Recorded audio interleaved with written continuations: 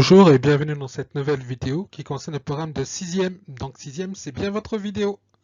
Donc aujourd'hui, c'est la deuxième vidéo du chapitre 6 sur l'énergie. La vidéo aura trois parties. La première partie, on va parler des énergies fossiles ou non renouvelables. Pour cela, on va utiliser une vidéo que j'ai découpée sur Edpuzzle. Dans la deuxième partie, on va parler des énergies renouvelables par comparaison avec les énergies fossiles qu'on a vues dans la première partie. Pour cela, on va exploiter le document complémentaire que je vous ai donné dans le mail. Et la troisième partie sera une activité sur les économies d'énergie. Donc à la suite sur le cahier, en rouge, grand 5, les différentes sources d'énergie. Grand A, les sources d'énergie fossiles. Pour cela, je vous propose d'aller regarder la vidéo prédécoupée sur Edpuzzle. Donc, soit vous cliquez sur le lien fourni sur le mail, soit vous recopiez ce que vous voyez à l'écran sur le navigateur Internet. Je vous présente tout de suite là une vidéo pour pouvoir avoir accès à la vidéo prédécoupée et je vous explique comment fonctionne Edpuzzle. Donc, après avoir cliqué sur le lien Edpuzzle que je vous ai mis dans mon mail, ou avoir écrit dans son navigateur l'adresse correctement, on doit arriver à cette fenêtre ici. Là, vous avez accès à un média stocké sur Edpuzzle. Vous voyez ici dans l'écran du milieu un film, une présence sur YouTube. Ce film dure 5 minutes 21 secondes. Cela, vous pouvez le voir sur cette barre de temps qui va de 0 à 5 minutes 21. Ici, vous voyez différents petits repères.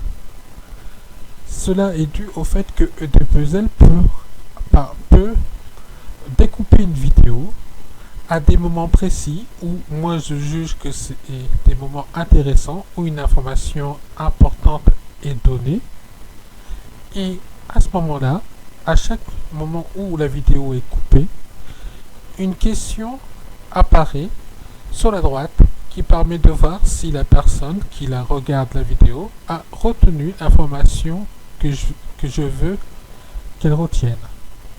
Ici, si vous regardez, il y a 12 repères.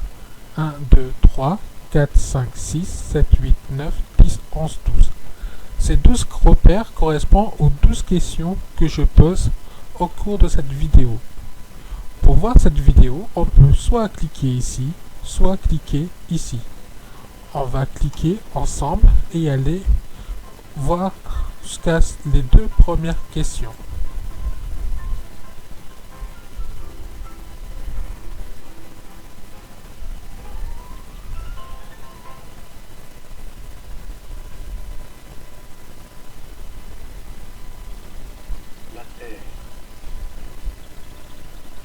Sur notre planète, la Terre, l'homme dispose de très vieilles sources d'énergie bien cachées.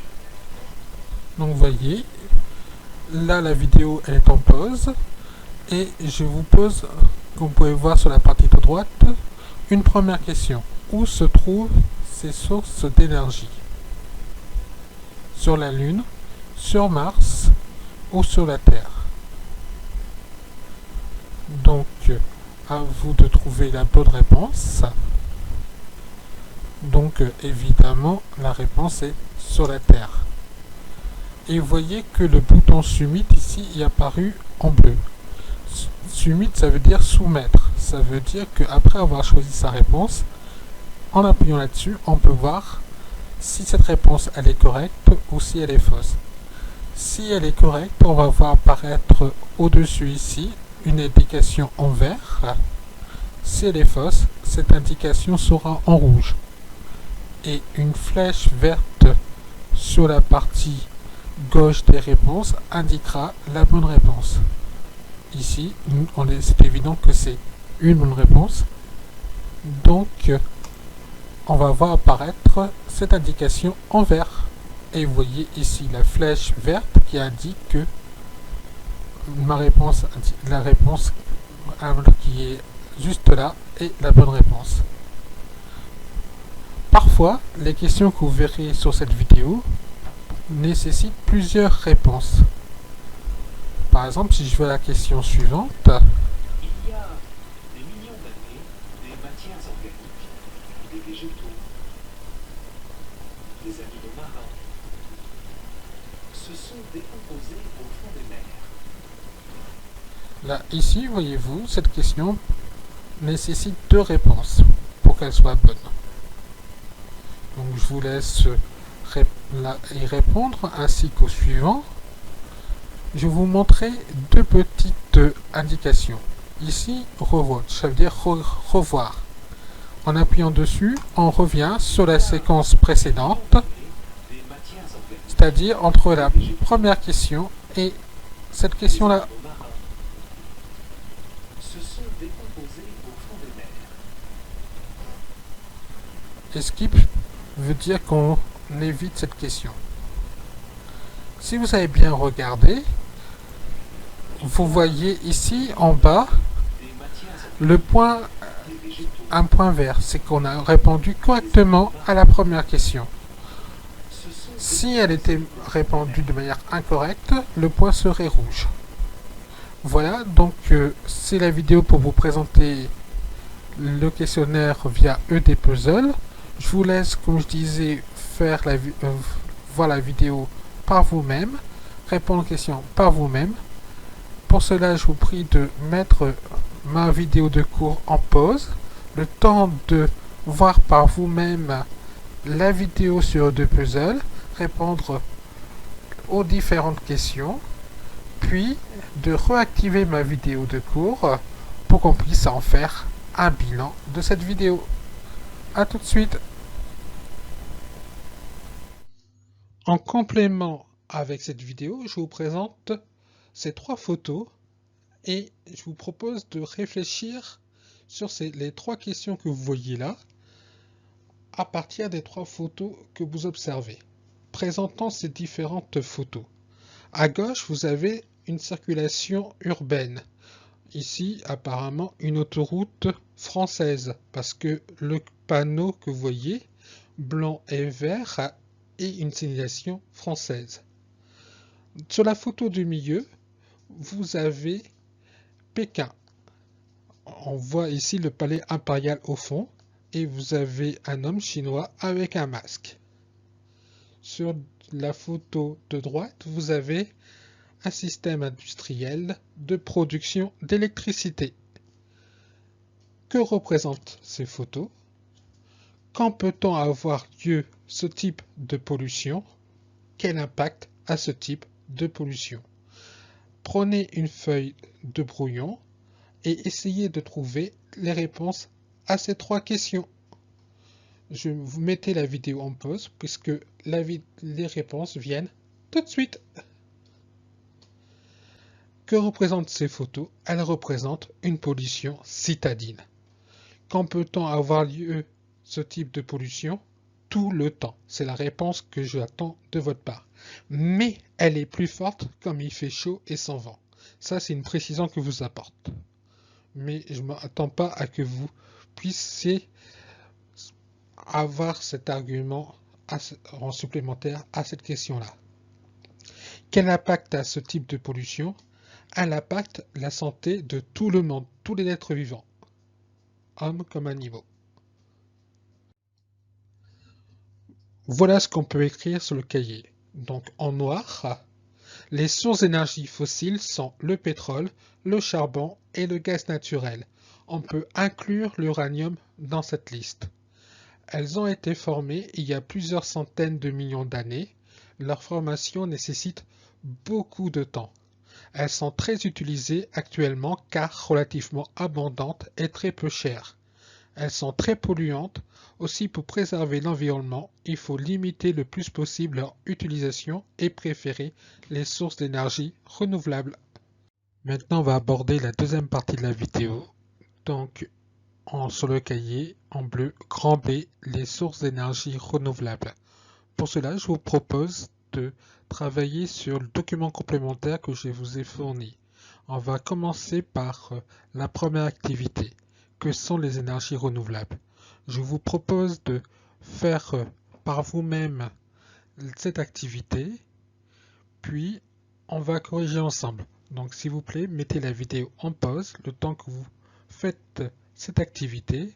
Remplissez les lignes au crayon de bois pour pouvoir éventuellement effacer et mettre en rouge les réponses que je vous donne si vos réponses sont fausses. Si vos réponses sont bonnes, eh bien, inutile de prendre la correction.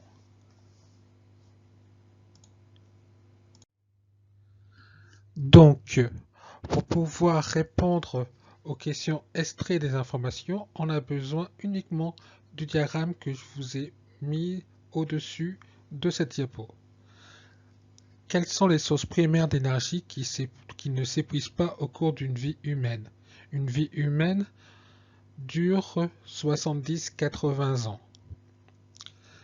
Donc, si on regarde le graphique, on voit que le pétrole s'est épuisé en un peu moins de 50 ans, l'uranium en 50 ans, le gaz en 50-60 ans, mais le charbon, lui, il y en a assez pour 170-180 ans. Donc, quelle source primaire d'énergie ne s'épuise pas au cours d'une vie humaine? C'est le charbon. Donc, le charbon est la seule source d'énergie primaire qui ne s'épuise pas au cours d'une vie humaine. La réponse à la question 2, quelle source primaire d'énergie s'épuise au cours de la durée d'une vie humaine? Ce sont les trois autres. Il s'agit du pétrole, de l'uranium et du gaz. Et la réponse à la troisième question, quelle source primaire d'énergie sera épuisée en premier? On voit qu'il faut un peu moins de 50 ans pour le pétrole, tandis que pour l'uranium 50 ans et le gaz plus de 50 ans. Eh bien, la première source primaire d'énergie qui sera épuisée sera le pétrole. Donc la source primaire qui sera tarie en premier est le pétrole. Donc voilà la réponse à la partie extrait des informations.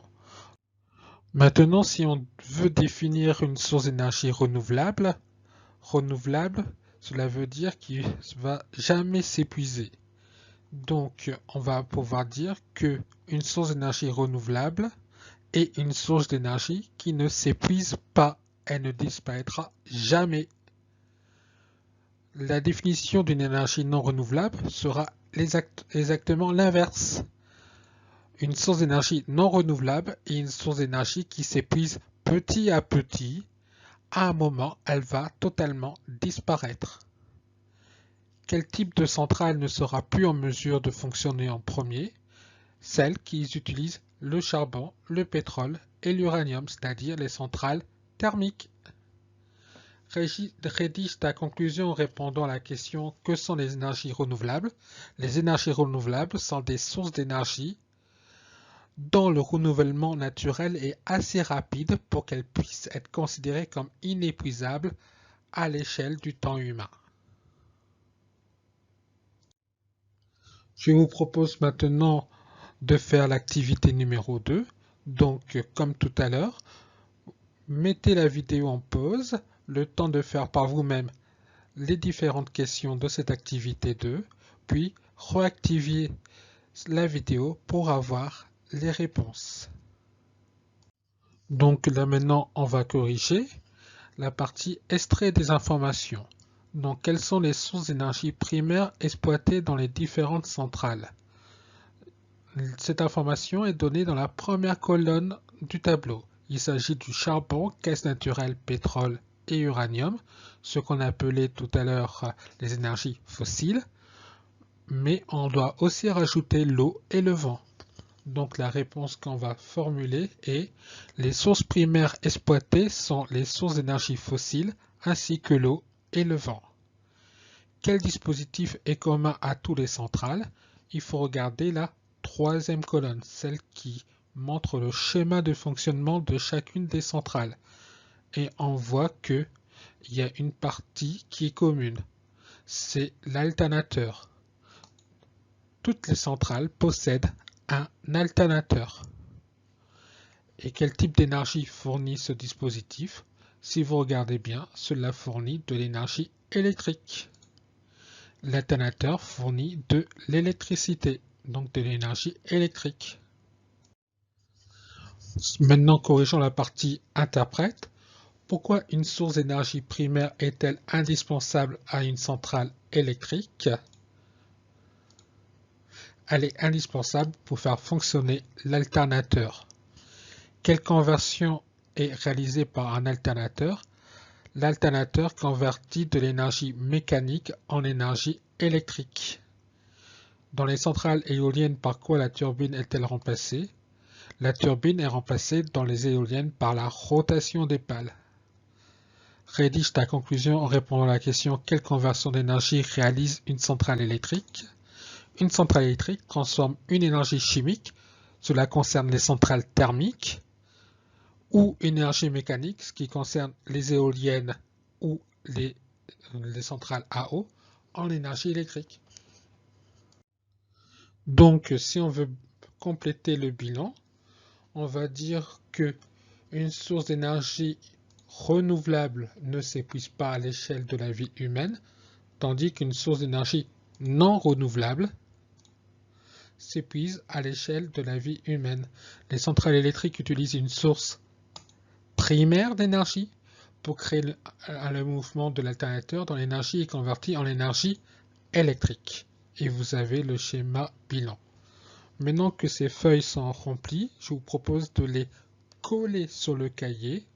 Vous voyez qu'il y a des exercices, 6 exercices pour être précis. Je vous prie de me les faire et de me les envoyer par mail pour que je puisse corriger. Et dans la prochaine vidéo, je vais vous fournir la correction de ces 6 exercices.